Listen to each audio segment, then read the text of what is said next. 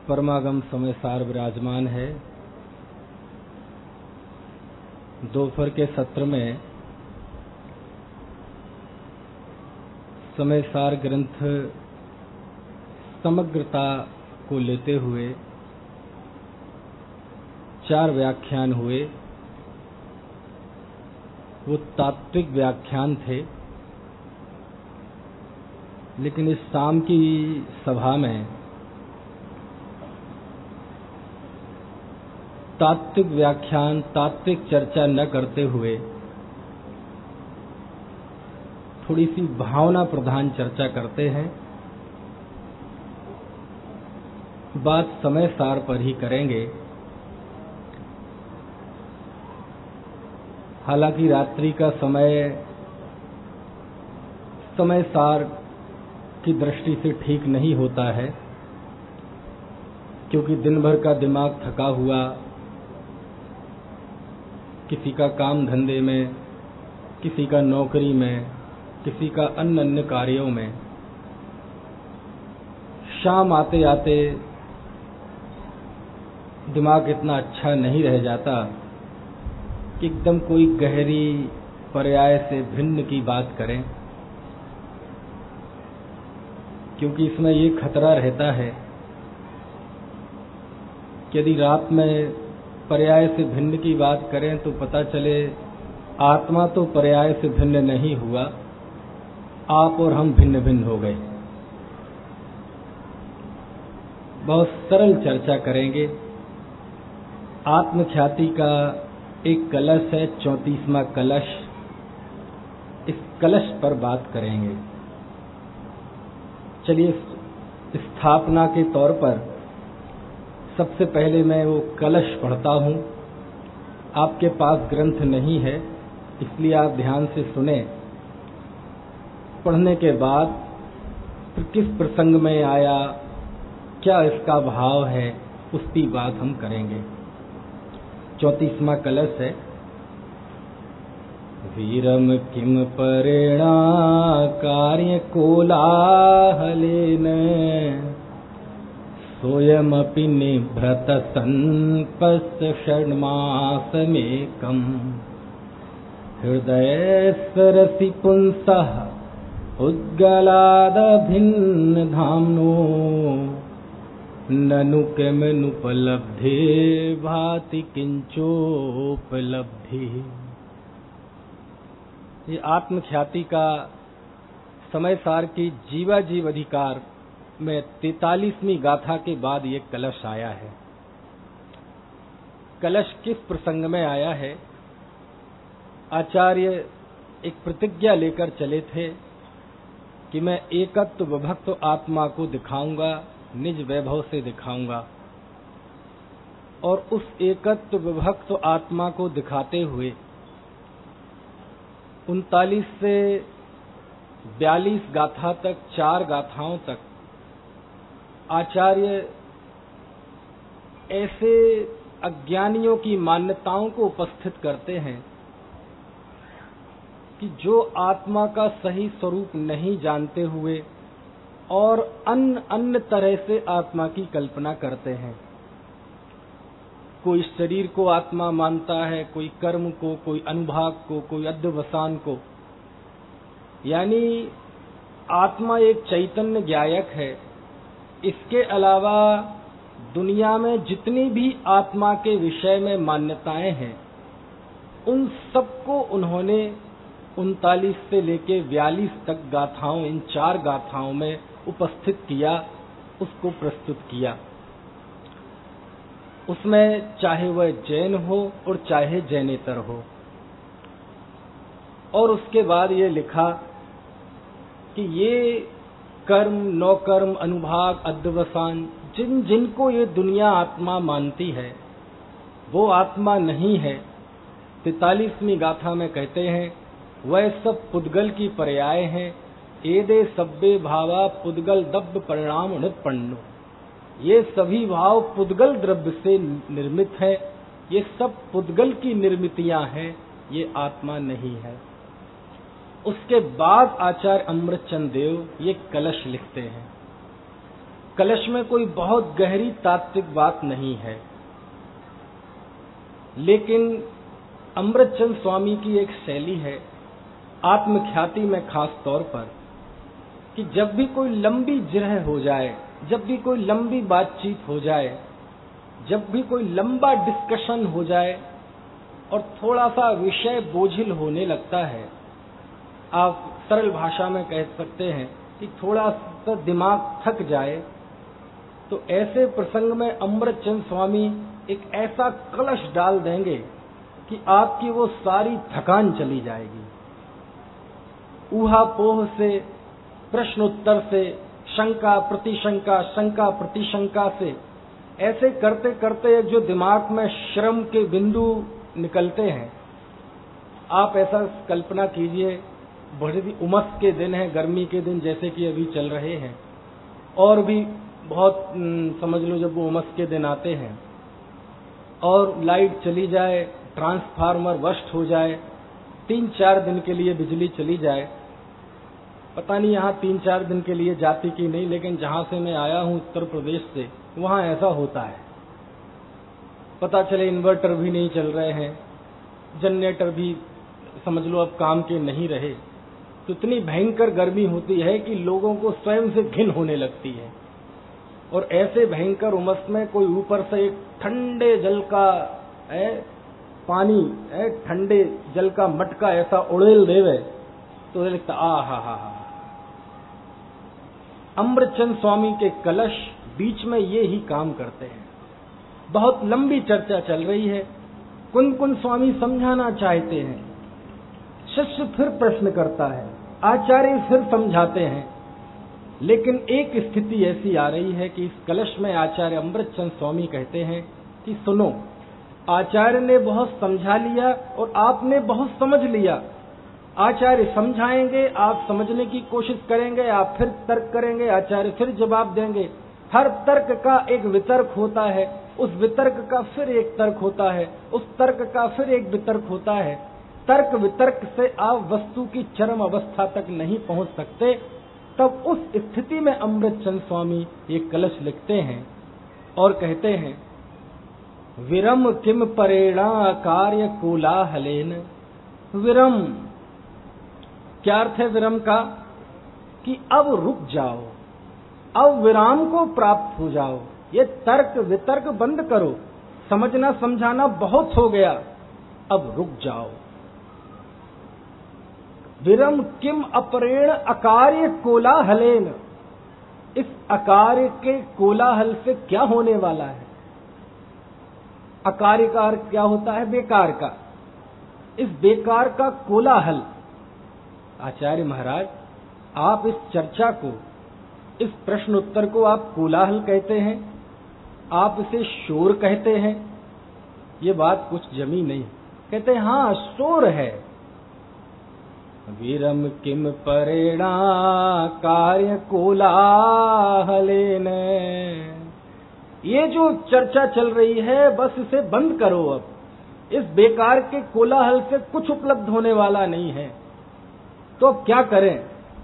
स्वयं अपि निभृत संपस्त षड्मासमेकम। अब आचार्य ने जो कहा है उसका तुम 1-6 महीने तक अभ्यास करो। कब तक? 1-6 महीने, पूरा एक सेमेस्टर है। सेमेस्टर की भाषा आजकल जल्दी समझ में आती है।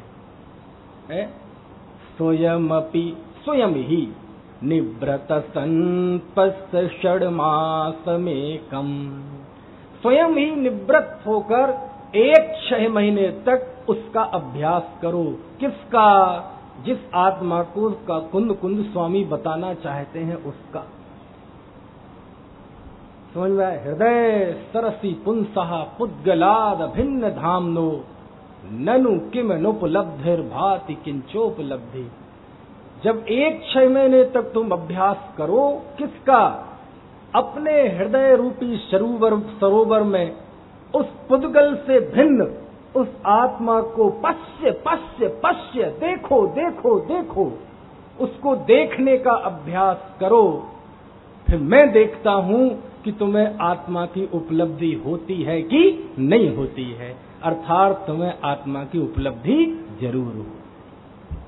इस तरह ये सरल अर्थ मैंने आपको इस कलश का बताया।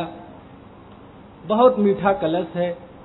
अमृतचंद स्वामी इस बात का दावा कर रहे हैं कि जिस विधि से आत्मा को प्राप्त किया जाता है उस विधि में तर्क वितर्क भी एक प्रारंभिक जरिया है, प्रश्न उत्तर प्रश्ना भी एक प्रारंभिक जरिया है, लेकिन इसकी एक हद है, इसकी एक सीमा है। एक सीमा के बाद आप इस प्रश्न उत्तर को बंद कर दो और आचार्य ने जो कहा है उसको 6 महीने तक उसकी प्राप्ति का अभ्यास करो। अमृतचंद स्वामी कहते हैं तुम्हें आत्मा की प्राप्ति होगी होगी होगी, इस बात में कोई संदेह नहीं।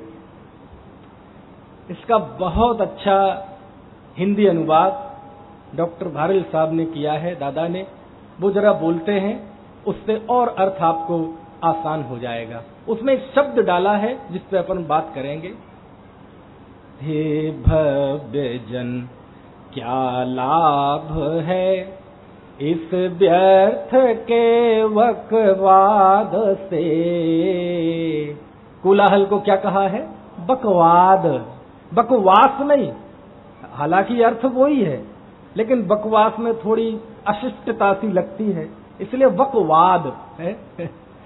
हे भव्य जन क्या लाभ है इस व्यर्थ के वकवाद से। अब तो रुको निज को लखो अध्यात्म के अभ्यास से। यदि अनवरत 6 मास हो निज आत्मा की साधना, तो आत्मा की प्राप्ति हो संदेह इसमें रंजना। आहा, हौसला बढ़ना चाहिए, सुनकर उछलना चाहिए हृदय। अमृतचंद स्वामी एक प्रतिज्ञा कुंद कुंद स्वामी ने की थी कि मैं तुम्हें निज वैभव से आत्मा दिखाऊंगा, और अमृतचंद स्वामी भी ये दावा कर रहे हैं कि मैं दावा कर रहा हूं कि तुम्हें वो आत्मा मिलेगा, बशर्ते हे भव्य जन क्या लाभ है इस व्यर्थ के बकवाद से। अब तो रुको विरम, अब तो रुको, निज को लखो पश्य अध्यात्म के अभ्यास से। यदि अनवरत 6 मास हो निज आत्मा की साधना, तो आत्मा की प्राप्ति हो संदेह इसमें रंजना। अब आप देखेंगे इसमें तीसरी पंक्ति पर जरा ध्यान दें। यदि अनवरत 6 मास हो, यदि अनवरत का अर्थ क्या होता है? अनवरत का अर्थ क्या होता है? लगातार, लगातार 6 महीने की साधना, ठीक है। अनवरत यानी लगातार, लगातार यानी सतत, बिना रुके, यही है ना इसका अर्थ। तो इसका प्रायोगिक रूप क्या होगा? अनवरत मतलब क्या? अनवरत यानी लगातार, यानी लगातार 6 महीने तक का अभ्यास करे। तो इसका अर्थ क्या हुआ? अर्थ तो ये हुआ कि 6 महीने कोई व्यक्ति घर परिवार छोड़ के कहीं एकांत में चला जाए, तीर्थ में चला जाए, दुकान मकान खाना पीना सब कुछ छोड़ के कहीं एकांत में चला जाए और बस धुनी रमा के बैठ जाए, स्वाध्याय करे, ध्यान करे, माला फेरे। यही है ना लगातार 6 महीने अभ्यास करना मतलब है। 6 महीने तक खाना नहीं खाएगा, क्योंकि अनवरत का अर्थ तो यही है, शब्द अर्थ तो यही है ना, लगातार, अनवरत, बिना रुके। तो 6 महीने खाना नहीं खाएगा, 6 महीने दुकान नहीं जाएगा, 6 महीने व्यापार नहीं करेगा, कुछ नहीं करेगा, यही है ना इसका अर्थ। कहते देखो ऐसा नहीं है। यदि आप 6 महीने सब कुछ छोड़कर यदि एकांत में धुनी रमा सकते हैं तो रमाएं, इसमें क्या बुराई है। लेकिन ऐसा मुमकिन तो नहीं है ना हर एक जीव के लिए, क्योंकि यदि 6 महीने कोई दुकान नहीं जाएगा तो आत्मा मिलेगा कि नहीं मिलेगा ये तो अभी हम 9 बजे तक देखेंगे, लेकिन दुकान का दिवाला जरूर उठ जाएगा। संदेह इसमें रंजना। यदि कोई नौकरी पे नहीं जाएगा 6 महीने तक तो आत्मा मिलेगा कि नहीं मिलेगा ये तो हम देखेंगे। लेकिन नौकरी नहीं रहेगी, संदेह इसमें रंजना। यदि कोई 6 महीने तक खाना नहीं खाएगा, पानी नहीं पिएगा, आत्मा मिलेगा कि नहीं मिलेगा ये तो हम देखेंगे, लेकिन वह जरूर निपट जाएगा, इसमें मुझे कोई संदेह नहीं है। तो 6 महीने अनवरत अभ्यास करना मतलब क्या? आज की हमारी इस पूरी चर्चा का केंद्र बस ये अनवरत शब्द होगा, और ये यदि आप समझ गए तो समझ लेना ये कलश समझ में आ गया और बड़ा आनंद आएगा। तो अनवरत, अनवरत का अर्थ आप तो सही बता रहे हैं, लगातार, लेकिन ये शब्द का अर्थ है, ये भाव नहीं है। अनवरत यानी क्या? तो अनवरत का अर्थ होता है अहमियत। अनवरत यानी क्या? अहमियत। यानी यदि कोई 6 महीने अहमियत के साथ अभ्यास करे, अहमियत यानी समर्पण के साथ अभ्यास करे, यानी एक बार वो संकल्प ले ले कि जीवन रहे न रहे, रुपए पैसे धन मकान रहे न रहे, व्यवहार से जिसे 10 प्राण कहते हैं रहे न रहे, दुनिया की उपलब्धि प्राप्त हो ना हो, कुछ भी हो जाए मर पच के, इन 6 महीनों में मुझे आत्मा की प्राप्ति करनी ही है। इसके लिए मुझे कुछ भी करना पड़े, एक एक पल की कीमत, एक एक पल की, है ना, एक एक साधन, एक एक निमित्त की दुर्लभता का विचार करते हुए जब पूरे समर्पण और पूरी ऊर्जा के साथ कोई अभ्यास करता है तो उसे कहते हैं अहमियत के साथ अभ्यास करना। कैसा अभ्यास करना? अहमियत के साथ अभ्यास करना। कई बार लोग हमसे प्रश्न पूछते हैं, ना भी पूछें तो हमें दिखाई भी देता है, जब हम पूरे मुमुक्षु समाज का एक मूल्यांकन करते हैं, एक ऑब्जर्वेशन करते हैं कि पंडित जी मैं तो 50 साल हो गए, हम तो गुरुदेव की साथ भी रहे लेकिन आत्मा की प्राप्ति हुई नहीं, 60 साल हो गए आत्मा की प्राप्ति हुई नहीं, 40 साल हो गए आत्मा की प्राप्ति हुई नहीं। ये कैसी बात करते हो? कुंद कुंद अमृतचंद स्वामी 6 महीने का कह रहे हैं कि 6 महीने यदि अभ्यास करोगे तो आत्मा की प्राप्ति नियम से होगी, और आप कह रहे हैं मुझे 50 साल हो गए। दोनों में से एक की बात तो गलत है, या तो अमृतचंद स्वामी की बात गलत है या आपकी बात गलत है। अब अमृतचंद स्वामी की बात गलत है ये कहने का तो साहस शायद आप न जुटा पाए। इसका मतलब ये है कि कहीं ना कहीं हम गलत हैं, कहीं ना कहीं 40-50 साल तक चलने वाले अभ्यास में वो टेन्यूअर, वो 50 साल, वो अवधि महत्वपूर्ण नहीं है। महत्वपूर्ण ये है कि समर्पण के साथ वह अभ्यास नहीं किया गया। यदि समर्पण के साथ अभ्यास किया गया होता तो अमृतचंद स्वामी कहते हैं कि मुझे ऐसी कोई बाधा नहीं दिखती कि 6 महीने के अंदर तुम्हें आत्मा की प्राप्ति नहीं हो। तो ये 60 साल क्या है? समर्पण नहीं था क्या? नहीं, समर्पण था। रुचि नहीं थी क्या? रुचि थी, लेकिन उस रुचि व समर्पण, वैसी रुचि समर्पण नहीं थी जैसी कि आत्मा की प्राप्ति के लिए होनी चाहिए। पूर्ण आत्मा अधूरे समर्पण से प्राप्त नहीं होता, पूर्ण आत्मा अधूरी रुचि से प्राप्त नहीं होता। जैसा आत्मा का पूर्ण स्वरूप है, यदि समर्पण वैसा पूर्ण हो, वैसी रुचि पूर्ण हो, आत्मा की प्राप्ति होगी होगी होगी। अमृतचंद स्वामी कहते हैं मुझे इसमें कोई संदेह। देखिए अहमियत क्या होती है, 6 महीने क्या होते हैं, उसका मैं आपको एक छोटा सा उदाहरण बताऊंगा। उदाहरण एक है लेकिन उससे बात बड़ी क्लियर होगी।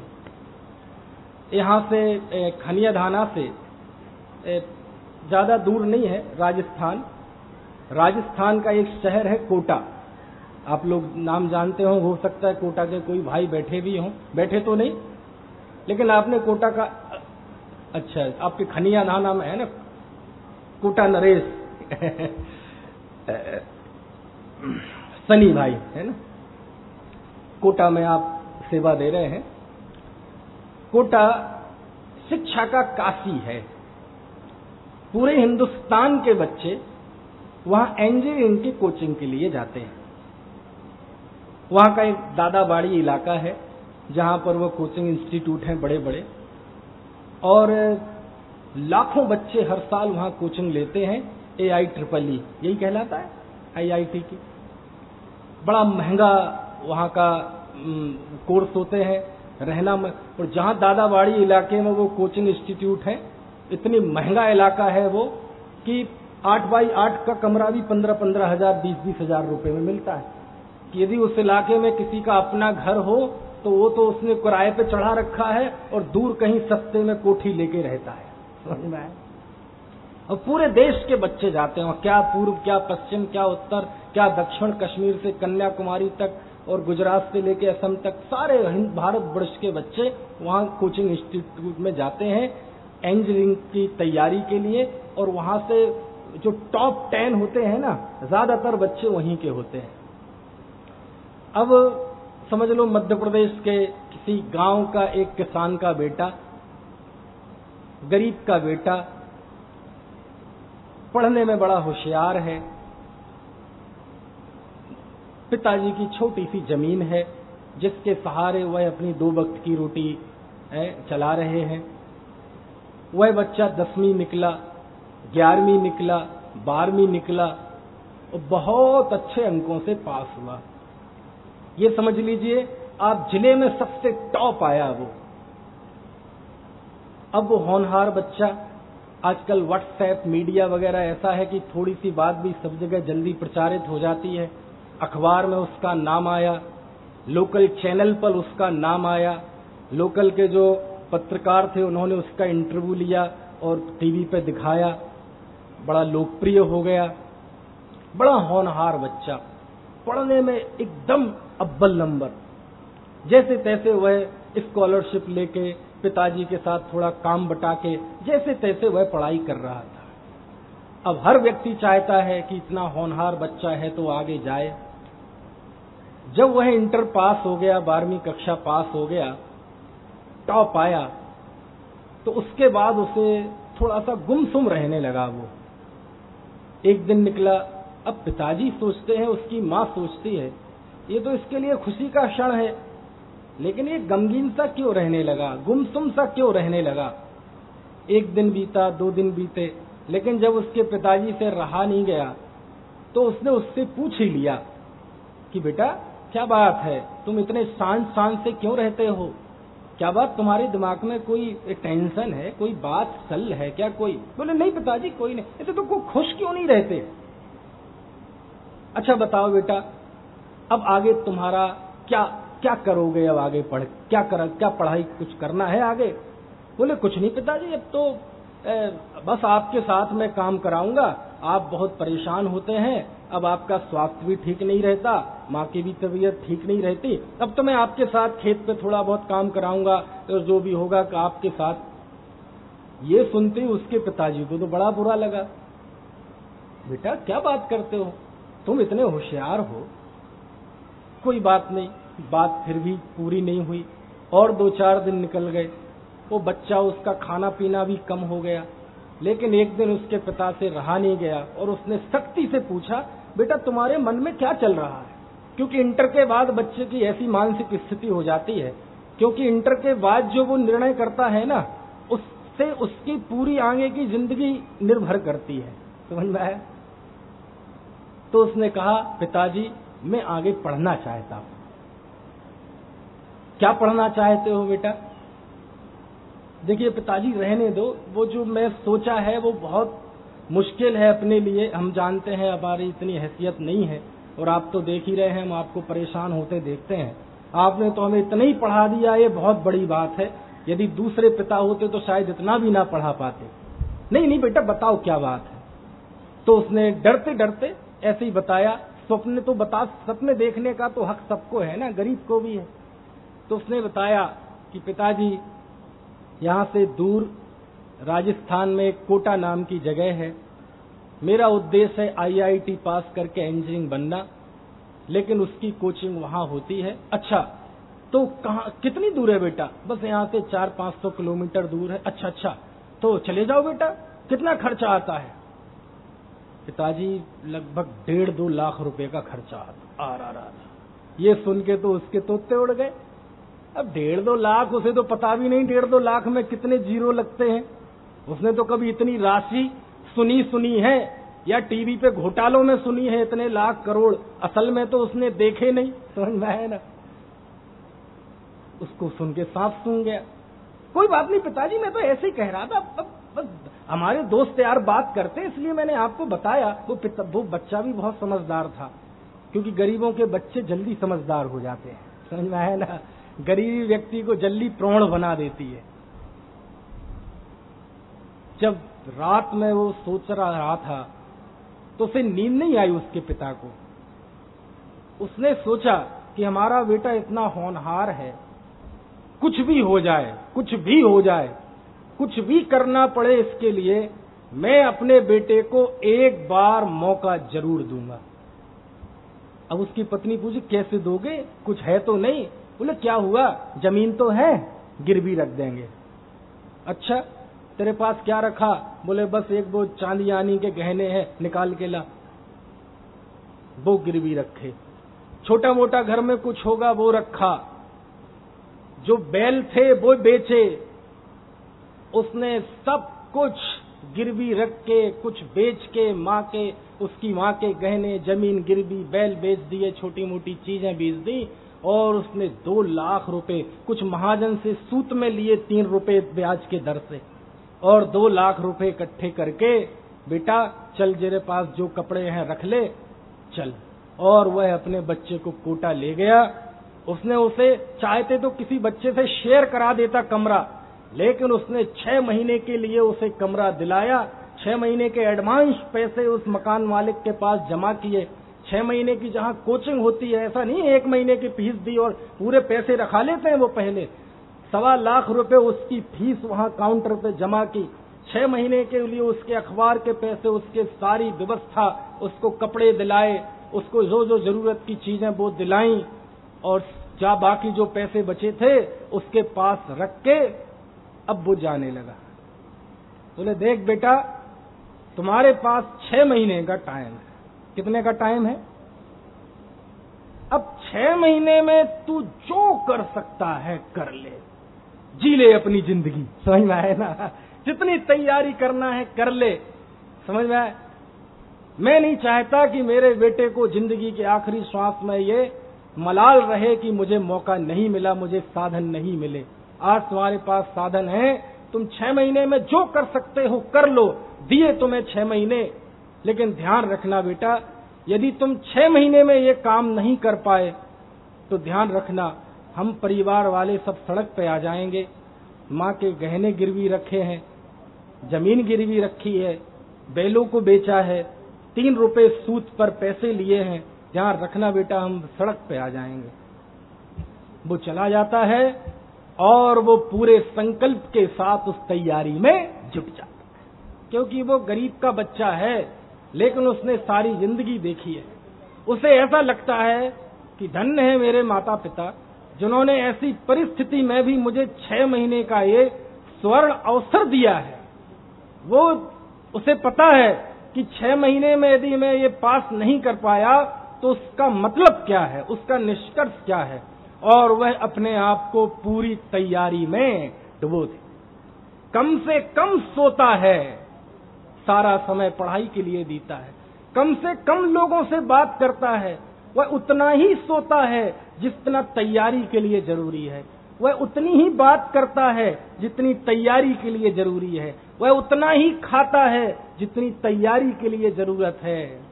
दिन रात उसे केवल वो घड़ी की सुई दिखाई देती है, नजदीक आती परीक्षा की तारीख दिखाई देती है। 6 महीने में एक एक दिन ऐसा लगता है जैसे अंजुली है, समझ में आए ना? है ना, जो ही दिन कटे सोई आयु में अवश्य घटे, और अपने आप को पढ़ाई में झोंक दे देता है। मैं पूछता हूं ऐसे व्यक्ति को 6 महीने में उपलब्धि होगी कि नहीं होगी? अरे कहते उसे नहीं होगी तो भैया होगी किसे, मुझे तो यह बताओ। मेरी बात समझ में? वो सुबह एक्सरसाइज भी कर रहा है, तो उस एक्सरसाइज का उद्देश्य एक्सरसाइज नहीं है। उस एक्सरसाइज के पीछे छुपा हुआ भी उसका एक उद्देश्य है कि थोड़ा स्वस्थ रहूंगा, स्फूर्ति रहेगी तो मैं अच्छे से मन लगा के पढ़ाई कर पाऊंगा। समझ में आया? एक दिन प्रोफेसर आने में समय था, वह बाहर बैठ के धूप में बैठ के अखबार पढ़ रहा था। किसी भाई ने पूछा बेटा क्या कर रहे हो? बोले इंजीनियरिंग कर रहा हूं। बोले अखबार पढ़ रहा है और कह रहा है इंजीनियरिंग कर रहा है। मैं आपसे पूछता हूं, वह अखबार पढ़ रहा है, चाय पी रहा है कि इंजीनियरिंग कर रहा है? इंजीनियरिंग कर रहा है। कैसे? अखबार। इंजीनियरिंग मतलब जितने घंटे उसकी आंखों के सामने पुस्तक है, जितने घंटे वह लेक्चर सुन रहा है, तैयारी कर रहा है, उसका नाम इंजीनियरिंग नहीं है। वह इंजीनियरिंग का एक बाहर की अभिव्यक्ति है। उसे उन परिस्थितियों की दुर्लभता का बोध जितना अंदर में गहरा है और संकल्प जितना गहरा है, उस दृढ़ संकल्प और उन परिस्थितियों की दुर्लभता का गहरा बोध, ये जो उसके अंदर 24 घंटे वह एहसास पड़ा हुआ है, उस पड़े हुए एहसास का नाम है तैयारी। मेरी बात समझ में आ रही कि है? ऐसा है भैया। अब ऐसा भी होता है, देखो बीच में दीपावली आई, हॉस्टल खाली हो गए, सारे बच्चे अपने माँ बाप के घर चले गए, वो नहीं गया। उस सूने हॉस्टल में भी वो अकेला है। किस वजह से? उसे पता है कि मेरे लिए 6 महीने स्वर्णिम अवसर है, मेरे लिए एक एक पल की कीमत है। और कभी कभी जब वह थोड़ा सा हताश हो जाता है, निराश हो जाता है, जब उसके सामने इतने बड़े बड़े पुस्तकें और कोर्स दिखाई देते हैं और समय सीमित दिखाई देता है, तो हौसला जब गिरने लगता है तो मालूम उसे क्या आ जाते हैं? वह माँ के कंगन, वह गिरवी रखी हुई जमीन, वह पिता के झुके हुए कंधे, और जब उसे उस खौफनाक भविष्य की कल्पना होती है तो एकदम जाग जाता है। अरे अरे अरे, शिथिलता कहाँ आ गई? अरे लाओ भाई पुस्तकें, नींद भाग जाती है। इसका नाम क्या है? इसका नाम है अहमियत। इसका नाम क्या है? अहमियत। समझ में आया? अब बीच में उसका एक सुनना, इस उदाहरण में बहुत सारी बातें निकलेंगी। उसके साथ उसका एक दोस्त भी था, वो वहीं लोकल का था, अरबपति का बच्चा। करोड़ों की कार में वह पढ़ने आता था, 1.5 लाख रुपए का लैपटॉप उसके पास होता था, आईफोन होता था, 10-10 हजार के विदेशी राइटर्स की उसके पास पुस्तकें थी, साधन बहुत थे, और उसी के बगल में वह बैठता था और लेक्चर सुनता था। समझ में आया? और लेकिन उसमें गहरी उसकी दोस्ती हो गई, क्योंकि दोस्ती एक ऐसा भाव है जिसमें गरीबी अमीरी जाति धर्म आड़े नहीं आता। और एक बार जब वो कुछ बीच में बात करने लगा तो एक गरीब बच्चा कहता है, चुप रहो यार, मुझे पढ़ने दो। अरे तू भी बेकार में परेशान हो रहा। अरे इस 6 महीने में नहीं, अगले 6 महीने में सही। कौन सा जीवन खत्म हो रहा है? आज नहीं सो कल कर, कल नहीं सो परसों, अभी बरसों क्या है वो है, इतने जल्दी क्या है, अभी तो पड़े हैं बरसों। देखो, एक ही लेक्चरर, वही शब्द, वही क्लास, सुनने वाले दोनों बच्चे बराबर में बैठे हैं, गहरे दोस्त, दोनों के ही कर्ण में वह शब्द टकरा रहे हैं, लेकिन एक के अंदर ये अनुभूति नहीं है कि आज नहीं तो कल, कल नहीं तो परसों। उसके पास साधनों की भरमार है और इसके पास साधनों की कमी है, लेकिन ये निकलेगा इसमें हमें कोई संदेह नहीं है, और ये नहीं निकलेगा इसमें हमें कोई संदेह नहीं। अच्छा, इस बीच आपसे एक प्रश्न पूछता हूं, हम सबकी अनुभूति किससे ज्यादा मैच करती है? वो 1.5 लाख के लैपटॉप वाले से। क्यों? हमारे पास साधन बहुत हैं। सब क्या साधनों की कमी है? आत्महित के लिए जो जो साधन चाहिए वो कमी है क्या किसी के पास? है? एक बीच में मौका आया, उस दोस्त का बर्थडे आ गया। बर्थडे तो समझते ना आप, बर्थडे। तो उसने एक पार्टी का आयोजन किया। उसने कहा, देखो तुम्हें हमारे पास पार्टी में जरूर आना है। बोले, भाई साहब मैं तो नहीं आ पाऊंगा, मुझे तो पढ़ना है। नहीं नहीं, जरूर आना है। भैया मेरे पास तो तुम्हारी पार्टी में आने लायक कपड़े भी नहीं। नहीं, जरूर आना है। वो माना नहीं। उसने कहा, तू नहीं आएगा तो मैं केक नहीं काटूंगा। और वो पता था ये जिद्दी है, अमीर का बच्चा जिद्दी। उसने जाके अपने पिताजी से कह दिया, मेरा वो दोस्त यदि नहीं आएगा तो पार्टी करते रहना, मैं केक नहीं काटूंगा। और उसके माता पिता ने हाथ जोड़कर उसे इमोशनली ब्लैकमेल किया कि भैया तू जरूर आ जाना पार्टी में, नहीं तो मैं बेटे को अपनी जानता हूं, बड़ा जिद्दी है, ये काटेगा नहीं केक। उसने कहा चलो इनकी मान लेते हैं। और उसने उस दिन जल्दी उठ के, वो 2 घंटे खराब होने थे, और ज्यादा पढ़ाई की, रात में देर से सोया, उसने नुकसान नहीं होने दिया, और वह पार्टी में पहुंच गया। अब गरीब का बच्चा अमीर की पार्टी में पहुंच जाएगा, वैसा ही बेटा झिझक में रहता है। दोस्तों ने उसे उठा लिया हाथ से पकड़ के, डीजे बज रहा था और वो उंगली ऊंची कर करके, वो नाचना तो आता नहीं, वो नाच रहा है। अब मैं आपसे पूछता हूं, वो नाच रहा है कि इंजीनियरिंग की तैयारी कर रहा है? यदि वो समझ में आ गया तो ये कलश समझ में आ जाएगा। जिसे वो उंगली करते हुए, नाचते हुए बच्चा दिख रहा है, अरे उसका भौतिक स्वरूप मत देखो आप, उसी समय नाचते हुए भी उसके अंदर एक एक पल की जो कीमत अंदर में है और संकल्प का भाव है, वह संकल्प का भाव वह नाचते समय भी है, उस समय भी वह इंजीनियरिंग कर रहा है। मेरी बात समझ में आ रही कि नहीं? और जब वह थोड़ा सा मस्त हो जाता है नृत्य में और थोड़ा सा उसे भी नशा सा छाने लगता है, अचानक उसको बीच में तंद्रा टूटती है, अरे मैं कहां आ गया। फिर उसे ध्यान आते हैं वही कंगन, वही बैल, वही गिरवी रखी हुई जमीन, वही माता पिता के बेबसी, वो झुके हुए कंधे, एकदम शेर जागृत हो जाता है, अरे मैं कहां आ गया, बस जल्दी जाके पढ़ाई में जुट जाता है। इसका नाम है अहमियत, इसका नाम है अहमियत। बात समझ में आ रही ना? ऐसे ही कहते हैं कि 6 महीने का अपूर्व अवसर, कोई साधनों की कमी नहीं किसी के पास, कोई किसी, आप देखो कितना हर व्यक्ति अभाव को रोता है, मेरे पास ये नहीं है, मेरे पास ये नहीं है, मेरे पास ये नहीं है, क्यों अभाव में जीना।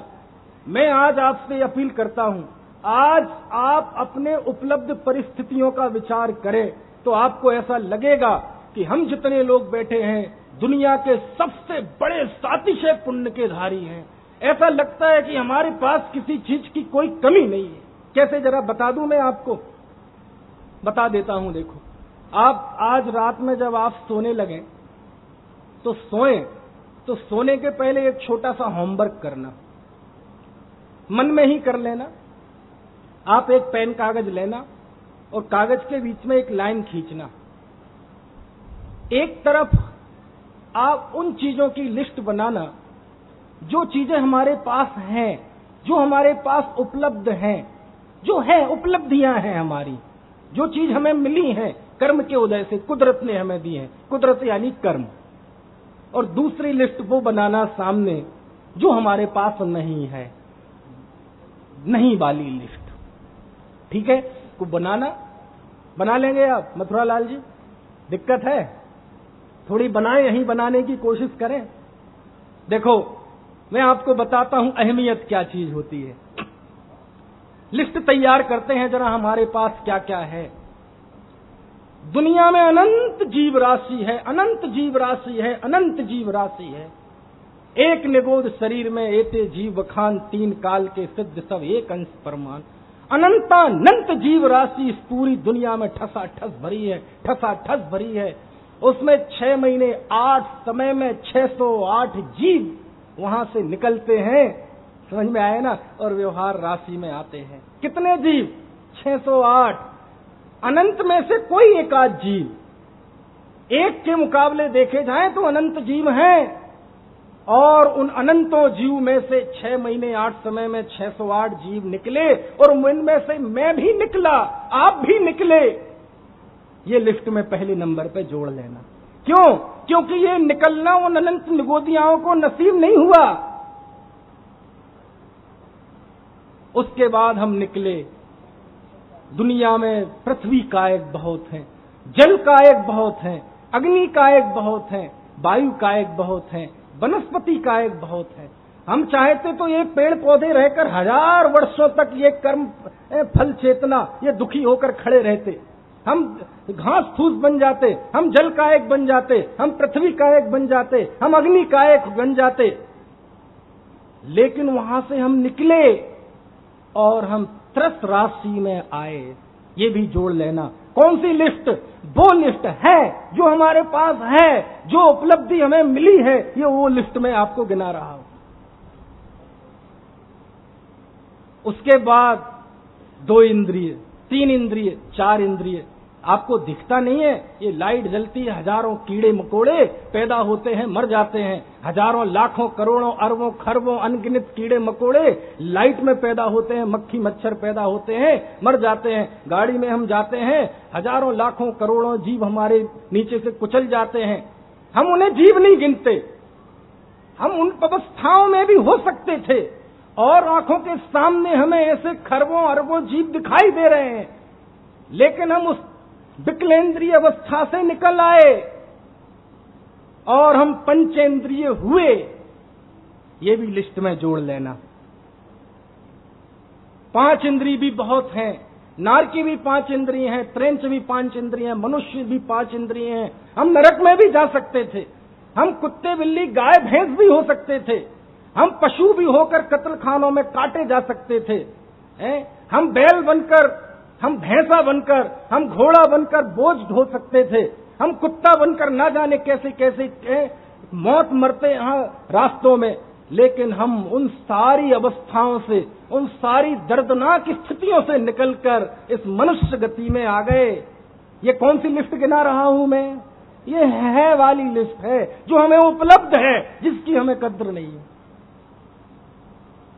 बोलो, उस निगोज से लेकर मां के गर्भ में आने तक की कितनी दर्दनाक यात्रा है, कितनी लंबी यात्रा है, कितनी दुर्गम यात्रा है, इसका बोध आप थोड़ा करुणानियोग पढ़ें तो पता चलेगा।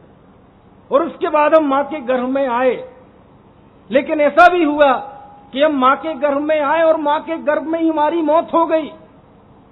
आप जाओ चाइना में, ऐसा एक बच्चे का नियम है, अब तो 2 का भी हो गया है, लेकिन संयम तो है नहीं। बच्चे पैदा होते हैं और पैदा होने के कुछ मिनट के अंदर वो रेस्टोरेंट में पहुंच जाते हैं, वहां लोग मनुष्यों का मांस खाते हैं और वह ओवन में रख देते हैं और 10 मिनट बाद लोगों की थालियों में होते हैं। कितने बच्चे पेट में मार दिए जाते हैं, जो सुबह भारतवर्ष व पूरे विश्व के सुबह हॉस्पिटल में जाओ तो कूड़े के ढेर में पेट में मारे हुए बच्चों की हड्डियां और उनके कतरे मिलते हैं, जिन्हें कुत्ते खाते हैं। मनुष्य जीवन उन्हें मिला जो मां के पेट में मर गए, मां के पेट में जिनकी आयु खत्म हो गई, लेकिन वो पैदा नहीं हुए, लेकिन हम पैदा हुए, हमें आयु मिली। ये कौन सी लिस्ट है? ये है वाली लिस्ट। बात समझ में आ रही कि नहीं?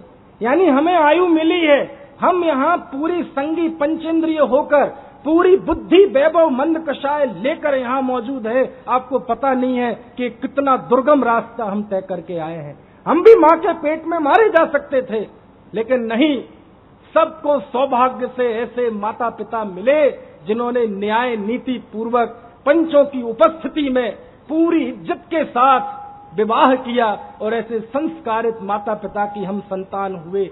यदि हम कैसे व्यभिचारी माता पिता की संतान होते, पेट में मार दिए जाते। धन्यवाद है हमारे माँ बाप को, इस जैन कुल को, ऐसे संस्कारित कुल को कि जिसमें हम पैदा हुए। ये है नहीं, ये उपलब्धि नहीं है क्या? मेरी बात समझ में आ रही श्यामलाल जी की? लेकिन ऐसे भी जीव हैं जिन्हें संस्कारित माता पिता मिलते हैं, लेकिन बचपन हुआ और कोई लूला पैदा हो गया, कोई लंगड़ा पैदा हो गया, कोई अंधा पैदा हो गया, कोई मंदबुद्धि पैदा हो गया। अरे ऐसा ना हो कोई ग्रीनलैंड के जंगलों में जाके झिंगालाला में पैदा हो जाए, कोई ऐसे कुल में पैदा हो जाए कि पैदा होते ही उसको मुंह में मांस, मुंह में शराब पिलाई जाए। बोलो क्या होगा आपका? लेकिन ना जाने कोई पूर्व जन्म में कोई मुनियों को आहार दिया होगा, कोई जिनवाणी का श्रवण किया होगा, तीर्थों की वंदना की होगी, पता नहीं कौन सा ऐसा पुण्य बांधा कि हम मनुष्य भी हुए, हमें अच्छी आयु भी मिली, हमें अच्छी माता पिता मिले, अच्छा हिंदुस्तान जैसा देश मिला। 4 कदम पे मंदिर है, 4 कदम पे चले जाओ तो दूसरा मंदिर है, 10 किलोमीटर चले जाओ तो तीर्थ है, 50 किलोमीटर चले जाओ तो सिद्ध क्षेत्र है। ऐसी पवित्र भूमि पर पैदा हुए। ये कौन सी लिफ्ट गिना रहा हूं मैं? ये है वाली लिफ्ट इतनी लंबी है कि यदि मैं पूरी रात आपको गिनाऊं तो रात कम पड़ जाएगी। मेरी बात समझ में आ रही कि नहीं है? सब कुछ है, सब कुछ है, कोई किसी के पास कमी नहीं है। यदि कमी कहीं है तो केवल रुचि में कमी है, काय में कमी है?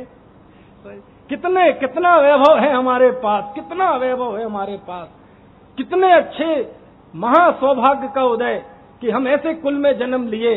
खासतौर से बुंदेलखंड के लोग तो ऐसी भूमि में पैदा हुए कि हम जन्म लिए तो हमने दादाजी को अपने हाथ में चावल लेके मंदिर जाते देखा, जिन मंदिर। हम बड़े हुए, समझ में आए ना, हमने दादा दादी माता पिता को पूजन करते देखा, अभिषेक करते देखा, जिनवाणी पढ़ते देखा, जय जय नाथ परम गुरु करते देखा। यानी जिस ऐसे लोग गृहीत मिथ्यात्व के कुल में पैदा हो जाते हैं कि पूरी उम्र बीत जाती है उस गृहीत मिथ्यात्व से, कुदेव कुधर्म के विरुद्ध लड़ने में, और तब भी हम उससे व्रत नहीं हो पाते। लेकिन हमारा सौभाग्य कि वो हमें विरासत में ही नहीं मिला। सच्चे देव गुरु धर्म की आराधना हमें विरासत में मिली, शास्त्र हमें विरासत में मिले, अभिषेक पूजन हमें विरासत में मिला। आपको इस है की कद्र नहीं आती? कुछ समझ में आ रही है बात? ग्वालियर वाले भाई साहब, श्यामलाल जी के बेटे, क्या नाम भाई साहब आपका? ये है। और नई वाली लिस्ट तो छोटी छोटी 2-4 होंगी। कोई बेरोजगार है, अरे भैया हो जाएगा। कोई थोड़ा कम परिस्थिति, कम कमाई है, अरे भूखे तो नहीं मर रहे ना, 2 रोटी तो मिल रही है ना।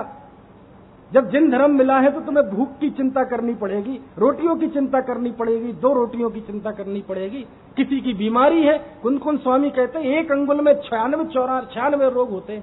शरीर में बीमारी नहीं होगी तो क्या होगा? बीमारियों का घर है शरीर, और यदि शरीर में बीमारी हो गई तो इसमें कौन से आश्चर्य की बात है? बेटा कहना नहीं मानता, अरे बेटा कहना नहीं मानता, तुम भी तो भगवान की नहीं मानते।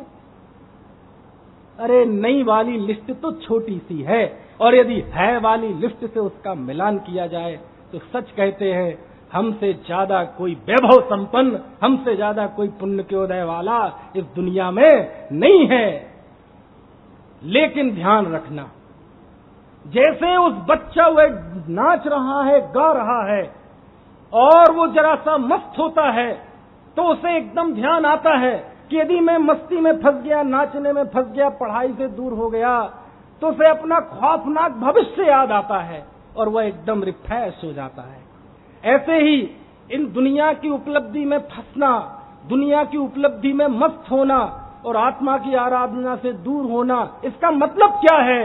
तो याद आ जाना चाहिए हमें एक श्वास में 18 बार जन्मना, एक श्वास में 18 बार मरना, तिल तिल करे देह के खंड, असुर भड़ावे दुष्ट प्रचंड, वह त्रिंच गति में भार बहन के दुख सहना, छेदन भेदन के दुख सहना, वह देव गति में चिंता ईर्ष्या के दुख सहना, मनुष्य गति में आकर मां के पेट में 9 महीने लटकना।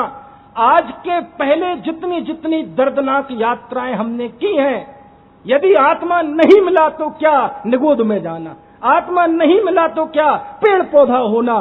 जब इसने दर्दनाक भविष्य की कल्पना होगी तो आपको पता चलेगा कि ये वर्तमान में हम कितने महान पुण्यशाली।